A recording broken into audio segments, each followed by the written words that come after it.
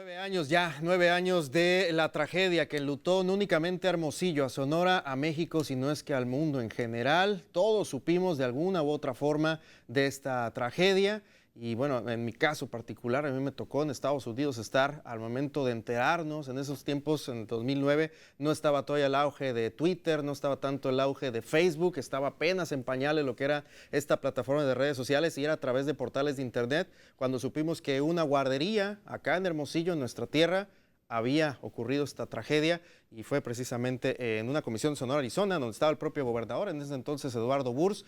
Me tocó el momento justo en el cual se le da la noticia al gobernador y rápido se traslada acá a Hermosillo y ya todos conocemos después lo que fue esta tragedia donde fue dándose la cantidad de muertes lamentablemente, primero 9 niños, después 13 niños, empezó a subir, ya no queríamos tener más reportes porque fue impresionante la cantidad de niños fallecidos, 49 en total que perdieron la vida en este incendio que nunca debió ocurrir.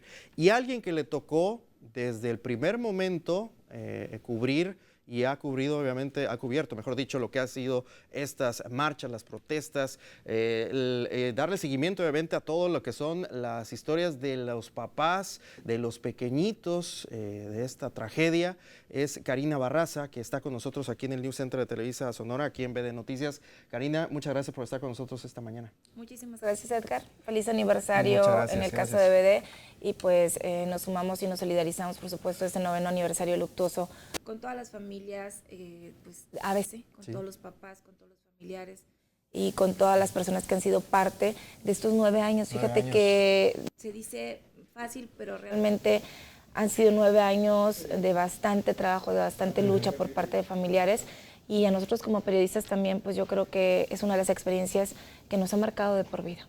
Okay. Pues ahí está parte de lo que se ha vivido a lo largo de estos años y ahorita que veíamos esas imágenes en pantalla era de nueva cuenta volver a vivir esos momentos de angustia por parte de los propios padres, de los vecinos, Karina, de la colonia Y. Ahí vemos esas imágenes, hace 9 años, insistimos, los elementos de bomberos, gente que incluso con sus vehículos, recordamos otra vez todas estas historias, Karina, gente que con sus vehículos hizo boquetes, las paredes para poder sacar pequeñitos, el lugar, este centro de adicciones que estaba cerca de lo que era la guardería, lo personal de la gasolinera que también ayudó, todo eso recordamos, Karina.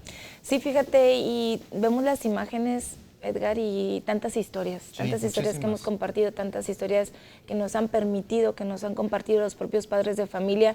Nunca voy a olvidar la primera marcha, nunca voy a olvidar las primeras imágenes de cómo llegábamos a los hospitales, cómo llegaban las familias buscando a sus hijos en los hospitales, cómo nosotros llegábamos como periodistas a los hospitales porque era imposible, el caos era, para el sur de la ciudad, era caótico ese día. Además de eso había ocurrido una balacera, si tú recordarás, tú no estabas aquí, pero ese día todos decíamos que había pasado el diablo por Hermosillo. Decíamos, era un calor, Edgar, era un calor arriba de 40 grados centígrados, pero también había ocurrido una balacera. Yo en ese momento también me había tocado estar después de un funeral de un niño que había sido trasplantado de hígado y que había fallecido, un niño de 4 años. Recién llegaba yo de esa misa, de ese menor, había pasado la balacera y luego nos dan la noticia de ABC, primero iban 9 niños, después íbamos en la radio, iban 13, después iban 18, íbamos trayecto al Hospital General.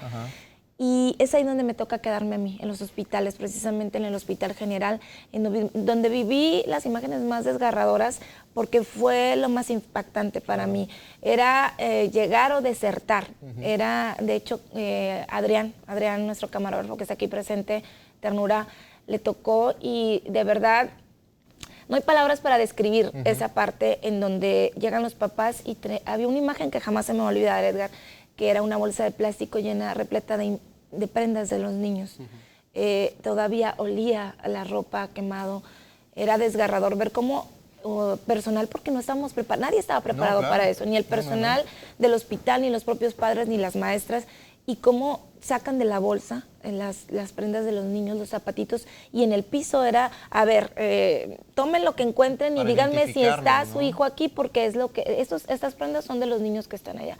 Los papás tenían que pasar después de ver esas prendas y pues identificar o tratar de identificar a sus hijos, muchos de ellos ya en condiciones, tú sabrás, inconvenientes, en estados de salud críticos, muchos de ellos ya fallecidos, otros en agonía. Y otra de las imágenes que recuerdo es cuando sale una mamá llorando después de saber que su hijo había fallecido, sale corriendo de urgencias y trata de suicidarse y corre a lo que es la avenida principal Luis Encinas y quería echarse a un camión urbano. Y después de ahí, las horas transcurrieron, nosotros nos trasladamos a otros hospitales para saber, patrullas llegaban, patrullas salían, ambulancias, la imagen y de las ambulancias llegando, las sirenas en mi cabeza todavía continúan de ese día. Y era precisamente también cómo la gente después se organizó, porque era llevar comida en las noches, también hacer las listas de las personas que estaban aquí, que estaban allá. Las familias hacían recorridos a la morgue, pero también con la esperanza de encontrar a sus hijos en todos los hospitales, porque estaba hospitales privados, hospitales públicos, todos, el infantil, todos. Y después, y el último lugar que querías visitar precisamente era la morgue. Claro, era la morgue con la esperanza de encontrar a sus hijos. Y después de eso y de ese día venían otros días tristes porque empezaban los sepelios de los niños. Y Edgar, pues yo tenía 2 meses como reportera, 1 mes realmente en práctica porque 1 mes estuve incapacitada por un accidente. Y para mí fue la imagen y la experiencia más dura, más ruda, más triste, porque fue yo creo que la que me permitió seguir estar aquí después de 9 años. Porque dije, si puedo esto, puedo todo. Porque yo no quería ser reportera, yo no quería. Pero después de ABC, yo creo que había un compromiso moral, había un compromiso periodístico, había un compromiso como profesionista. Y había que darle y seguirle y contar historias, pero también cubrir todo lo que venía. Venían los niños rehabilitados de Shriners, de Estados Unidos, muchos niños amputados, muchos niños con quemaduras arriba del 50%, familias incompletas, familias destrozadas y los sepelios. También una imagen que recuerdo mucho y que me dolió bastante fue cuando eran los primeros niños sepultados y en el panteón, que ahora es el mausoleo, habían más de 10 hoyos, literal, para los siguientes niños que se estaban esperando. O sea, iban los primeros sepultados y todavía había continuamente por lo menos 10, 15 hoyos. Y yo decía, pues estos hoyos van a ser para los niños que van a morir. O sea, faltan muchos niños por sepultar. Entonces esa imagen también me impactó mucho. Y por supuesto ver y tratar de no sobrepasar esa línea con el dolor de los papás, porque era cubrir, pero también respetar. Claro. Entonces era una difícil tarea con fibras muy sensibles. Y que uno es humano, uno sufre, uno lloró, Y ahorita mencionaste, Karina, eso de que nadie está preparado, y obviamente nadie está preparado para ese tipo de tragedias tan grandes que a nivel mundial nunca se han existido de tal magnitud que en una guardería mueran 49 pequeñitos. Y recuerdo incluso, te acordarás que hay muchos compañeros, colegas de otros medios de comunicación que tuvieron que ir a terapias, tuvieron que ir con psicólogos, porque realmente fue un trauma muy fuerte. Recuerdo, Karina, ahorita que estamos platicando de lo que son esta experiencia del día, que ocurrió la tragedia, recuerdo un compañero fotógrafo, al cual le mandó un fuerte abrazo, Teodoro, recordarás a él, acababa de ir por su pequeño a una guardería, y le hablaron por radio, y sabes qué, lánzate a la guardería ABC, hay un incendio, así únicamente fue la información que le llegó a él, y va con todo y su pequeño, con su niño, llega a la guardería, se baja con el niño para no dejarlo en el carro obviamente, y dice que empezó a tomar fotografías y no pudo sostener obviamente la cámara y no pudo seguir más con el trabajo, porque obviamente estaba experimentando algo, lo peor que pudo haber experimentado cualquier persona que nos dedicamos a esto, a los medios de comunicación, que es tratar de comunicar o expresar, como lo haces, Karina, como tratamos de hacerlo nosotros,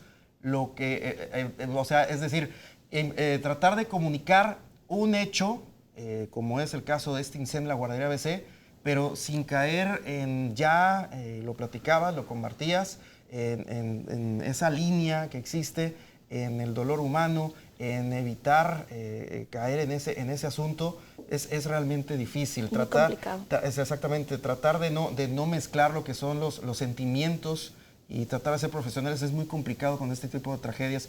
Y Karina, gracias a ti, gracias obviamente a lo que ha sido estos años, nos has traído obviamente historias de tragedias, historias de dolor, pero también muchas historias de alegrías que han podido salir adelante las familias, que han podido salir adelante los pequeñitos que en estos momentos están tratando de llevar una vida normal, otros tratando de salir adelante ya todos en conjunto como familia y otros que están rehaciendo su vida.